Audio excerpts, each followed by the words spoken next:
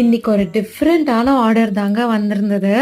Cup cake order தான். But cup கேக்கே கொஞ்சம் horror தீம்ல கேட்டிருந்தாங்க.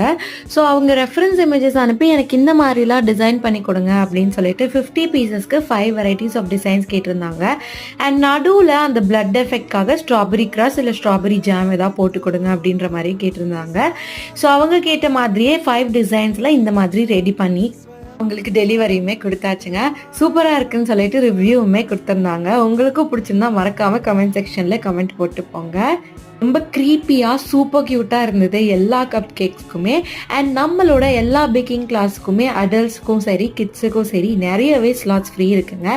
ஸோ சீக்கிரமாக கால் பண்ணி உங்களோட ஸ்லாட்ஸை சீக்கிரமாக புக் பண்ணிக்கோங்க.